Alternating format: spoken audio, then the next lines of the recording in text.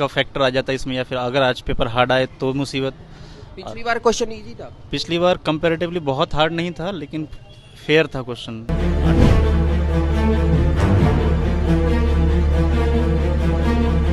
देखते हैं, पिछले बार का क्वेश्चन दूसरे का लेके देखे थे, ठीक ठाक था। अब इस बार का एग्जाम देने के बाद पता चलेगा कि पेपर का क्या मामला है, कैसा आएगा पेपर।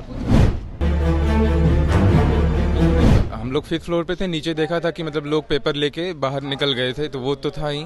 और क्वेश्चन आने में बहुत देरी करी गई थी, मतलब 12 बजे तक हम लोग वहाँ पे सब लोग बोल रहे थे सर लोग को, लेकिन 12:40 तक आया नहीं था पेपर हम लोगों को।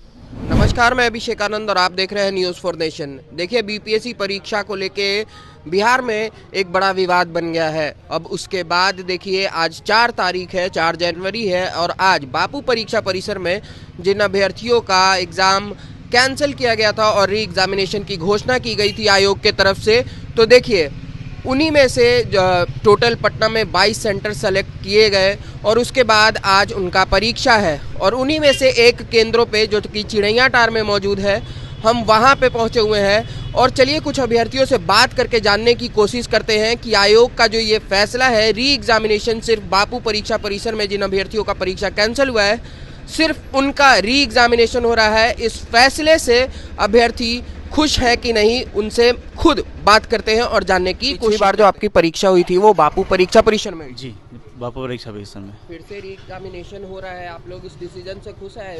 नहीं, ये नॉर्मलाइजेशन का फैक्टर आ जाता है इसमें, या फिर अगर आज पेपर हार्ड आए तो मुसीबत। पिछली बार क्वेश्चन इजी था। पिछली बार कंपैरेटिवली बहुत हार्ड नहीं था, लेकिन फेयर था क्वेश्चन, अटेम्प्ट कर सकते थे आदमी। लेकिन इस बार का किसी को आइडिया नहीं है, और कंपेयर कैसे होगा पिछला क्वेश्चन ये भी कोई बता नहीं सकता है कि कैसे कंपैरिजन होगा। पिछले क्वेश्चन को कैसे कंपेयर करेंगे, वो इजी था, ये हार्ड है। ये हार्ड है। हाँ, ये कंफर्म कैसे होगा?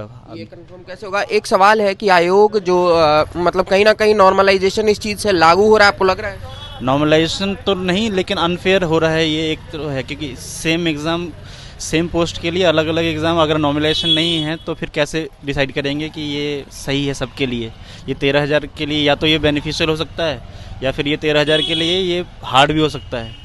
क्या लगता है कि इस एग्ज़ाम को पूरी तरीके से कैंसिल कर देना चाहिए था सभी के लिए? कर तो देना चाहिए था, लेकिन सरकार, देखिए आयोग का डिसीजन मुझे तो लग रहा है कैंसिल कर देना चाहिए था। चलिए, आप ये एग्जाम देने के बाद ही पता चलेगा। पिछले बार तो खैर गए थे बाबू सभागार में, तो हम लोगों को नहीं मिला था, क्वेश्चन ही पेपर ही नहीं मिला था। इस बार देखते हैं, पिछले बार का क्वेश्चन दूसरे का लेके देखे थे, ठीक ठाक था। अब इस बार का एग्जाम देने के बाद पता चलेगा कि पेपर का क्या मामला है, कैसा आएगा पेपर। कुछ अभ्यर्थियों का परीक्षा पहले लिया जा रहा था, कुछ अभ्यर्थियों का अब लिया जा रहा है। क्या लग रहा है आयोग का ये फैसला कैसा है? पैसा देखिए, तो अब क्या बोल सकते हैं, आयोग का फैसला कुछ है इस फैसले से आयोग? तो कुछ ना है, नहीं तो ऐसे विद्यार्थी तो रोड पे नहीं उतरेगा, कुछ है तो तभी तो उतर रहा है। मतलब आपको भी कहीं ना कहीं संशय है? हाँ, संशय है। बीपीएससी लगातार इतने विवादों में रहा और फिर से आज री एग्जामिनेशन है, आयोग के इस फैसले से खुश है? नहीं, बिल्कुल भी नहीं खुश है। ऐसे फिर से दोबारा एग्जाम लेना चाहिए था, री एग्जाम दोबारा लेना चाहिए था, सारे का लेना चाहिए था। क्योंकि क्या वजह है कि सबका, क्यों आप बोल रहे हैं? क्योंकि मुझे ऐसा संदेशा है कि इसका पेपर लीक हुआ था, क्योंकि एक सेंटर पे लीक होना ये नहीं दर्शाता है, इसमें नॉर्मलाइजेशन भी नहीं किया जा रहा है, तो कहीं ना कहीं अनफेयर कंपटीशन है ये। क्या लगता है कि क्वेश्चन पेपर का जो बोल सकते हैं कि लेवल इस बार तो टफ हो सकता है, आसान हो सकता है, वो अनफेयर होगा स्टूडेंट? हाँ, वो नॉर्मलाइजेशन बीपीएससी कर नहीं रही है, तो ये अनफेयर एग्जाम हो सकता है। आज भी स्टूडेंट्स बैठे हुए हैं गांधी? हाँ, आज भी जी। उसके बाद आयोग का ये फैसला, क्या आयोग का क्या डिसीजन होना चाहिए था? आयोग का डिसीजन यही होना चाहिए था कि सारे स्टूडेंट का फिर से री एग्जामिनेशन होना चाहिए प्रॉपर वे में, विदाउट एनी धांधली, ऐसे करके फेयर एग्जाम होने चाहिए थे। चलिए, ठीक है, best of luck, thank you. Examination का आयोग का जो फैसला है, री एग्जामिनेशन का, ये फैसला आपको कैसा लग रहा है? हम लोग का अगर री एग्जाम हो रहा है तो इसमें फिर से नॉर्मलाइजेशन का स्टार्ट किया जाएगा, जो उसको स्केलिंग बोल के वो लोग लागू करेंगे, जो कि मतलब बिल्कुल सही नहीं है। नॉर्मलाइजेशन का ही एक अलग नाम है स्केलिंग, वो हम लोग के लिए फिर से वही बात हो जाएगा। फिर जो 6 दिसंबर को लोग मार खाए थे, उनका कोई फायदा नहीं रहा अभी। अच्छा, तो बेसिकली आपको डाउट ये है कि क्वेश्चन पेपर का टाइप इजी हो सकता है इस बार या हार्ड भी हो सकता है? ये बिल्कुल भी आइडिया नहीं है कि क्या हो सकता है कि फिर से वही वन लाइनर आए या फिर मतलब हार्ड करने की वजह से कुछ अलग आ जाए।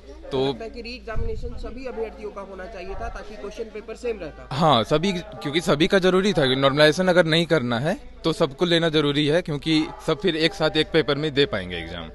जितने भी अभ्यर्थी आज भी गांधी मैदान अनशन पे बैठे हुए हैं इस मांग को लेके कि री एग्जामिनेशन सभी का हो, क्या लगता है कि आयोग इन बातों को नहीं सुना गया आयोग की तरफ से और री एग्जामिनेशन कर दिया गया? आयोग का ये फैसला कैसा लगा? ये तो थोड़ा सा डिसअपॉइंटिंग लगा कि मतलब लोग इतने मतलब लगे हुए थे इस चीज़ के लिए सभी, क्योंकि लोग बोल रहे हैं कि बहुत कम लोग हैं, लेकिन ऐसा नहीं था। कुछ दिन पहले हम लोगों ने देखा गांधी मैदान में 10-10 हज़ार लोगों की भीड़ थी। तो ऐसा तो नहीं है कि मतलब सभी लोग नॉन सीरियस है या फिर नहीं चाहते हैं कि मतलब एग्ज़ाम हो।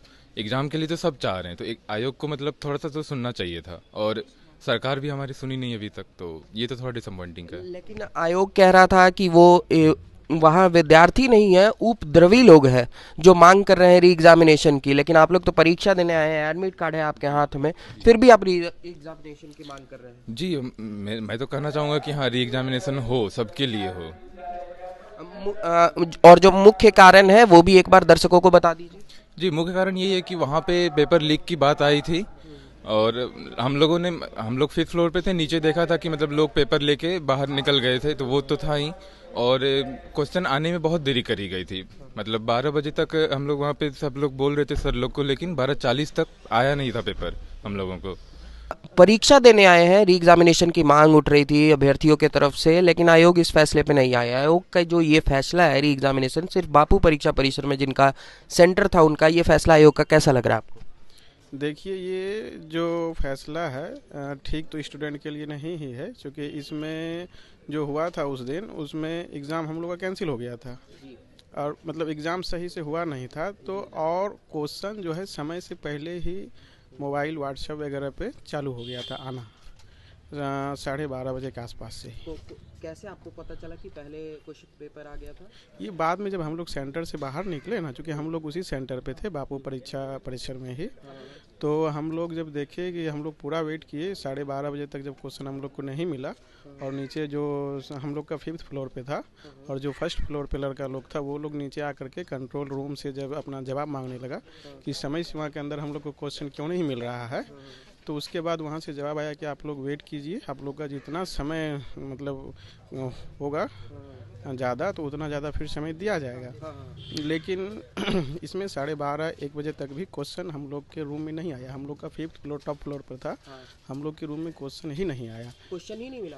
नहीं मिला था। तो हम लोग 2 बजे तक फिर भी समय सीमा के अंदर वेट किए थे। 2 बजे के बाद फिर हम लोग अपने रूम से निकले, और इसी चीज़ को लेकर के चूँकि लड़का लोग जो पहले बाहर निकल गया 12:30 बजे ही, तो वहाँ से क्वेश्चन जो है सगर वायरल होना शुरू हो गया। तो चूँकि परीक्षा का टाइम 12 से 2 है और क्वेश्चन आपका 12:30 बजे से ही वायरल हो रहा है, तो वैसे में भी मतलब क्वेश्चन जो है कि आपका वायरल हो गया समय सीमा के अंदर ही, जो कि नहीं होना चाहिए था।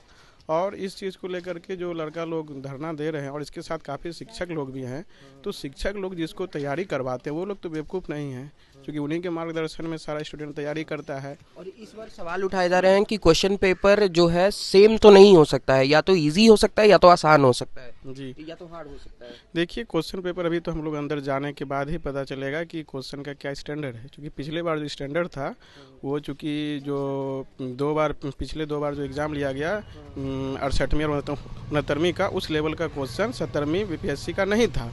क्योंकि लड़का लोग जिस लेवल का क्वेश्चन आने लगता है तो उसी लेवल के हिसाब से हम लोग तैयारी करना शुरू करते हैं, और क्वेश्चन का स्तर पूरे एकाएक नीचे गिरा देना, ये कहीं से भी जो है कि हम लोग सोचे भी नहीं थे। अच्छा, मान लीजिए कि पिछली बार के क्वेश्चन के मुताबिक इस बार क्वेश्चन पेपर हार्ड आए, तो ये न्याय होगा आप लोगों के साथ? हाँ, चूँकि देखिए ऐसे भी जब 2 क्वेश्चन पेपर हम लोग को दिया जा रहा है, क्योंकि कुछ विद्यार्थी का अलग क्वेश्चन पेपर मिला, कुछ विद्यार्थी को और हम लोग को अलग मिलने वाला है, तो ऐसे में भी सेम परीक्षा के लिए 2 क्वेश्चन पेपर मिलता है। तो इसी चीज़ के लिए पहले भी गर्दनी बाग में आंदोलन हुआ था कि भाई जब सेम एग्ज़ाम है तो उसका 1 पेपर ही सभी के लिए होना चाहिए था। स्टूडेंट लोग अभी भी इसी चीज़ का मांग कर रहे हैं गर्दनी बाग में, चूँकि हम लोग का हो गया और वो लोग का जो है कि अलग पेपर मिलेगा, तो ऐसा नहीं होना चाहिए। चूँकि एक बार यदि ऐसा हो जाता है तो आयोग ऐसा बार बार करने में जो है कि अपने आप को सक्षम महसूस करेगी। विद्यार्थी लोग यही नहीं चाहते हैं, चूँकि ये उतना बड़ा भी एग्ज़ाम नहीं है। मैट्रिक का एग्ज़ाम बिहार में 15-16 लाख लड़का देता है एक साथ, तो उसको सारा सेंटर भी पूरे बिहार के अंदर प्रोवाइड कराया जाता है।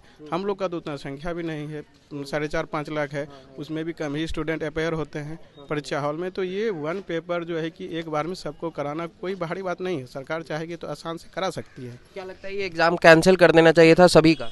हाँ जी, देखिए जितने भी स्टूडेंट लोग हैं और हम लोग का भी, चूँकि अब एग्ज़ाम है तो हम लोग तो देने के लिए आ गए सेंटर पर, लेकिन नियमता यही होना चाहिए कि जब सरकार के द्वारा ये चूक हुई है, ना कि विद्यार्थी के द्वारा।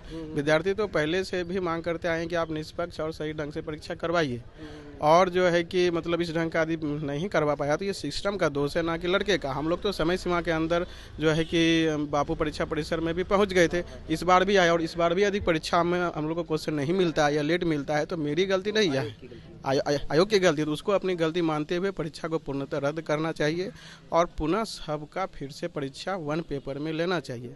ठीक है, चूँकि ये बहुत बड़ी संस्था है, बिहार की सबसे बड़ा एग्ज़ाम है, तो इसमें साफ साफ परीक्षा लेने से क्या होता है कि स्टूडेंट लोग भी जो हैं वो एक माइंड सेट से तैयारी करते हैं, और जो उच्च पद पर जाएंगे तो उसके लिए एक सही मानसिक दशा के साथ जो है तैयारी करने के बाद वो आगे के भी फ्यूचर के लिए बढ़िया होता है राज्य के लिए। ठीक है ना। देखिए, अभ्यर्थियों से बात करने पे हमें साफ तौर पे ये पता चल रहा है कि वो अभ्यर्थी जिनका री एग्जामिनेशन भी हो रहा है वो भी खुश नहीं है कि आयोग का ये फैसला आया कि री एग्जामिनेशन सिर्फ उन कैंडिडेट्स का हो रहा है जिनका सेंटर बापू परीक्षा परिसर में था। यहाँ के अभ्यर्थी जो आज परीक्षा देने आए थे वो भी ये चाहते थे कि सभी अभ्यर्थियों का वन पेपर हो और सबका एक क्वेश्चन हो और एक साथ में सबका परीक्षा हो।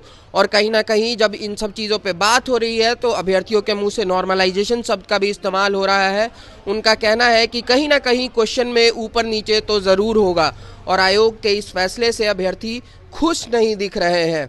यही खबर हमारे सामने निकल के आ रही है, और भी कोई अपडेट आता है तो हम आपको ज़रूर बताएंगे। जुड़े रहिएगा न्यूज़ फॉर नेशन के साथ।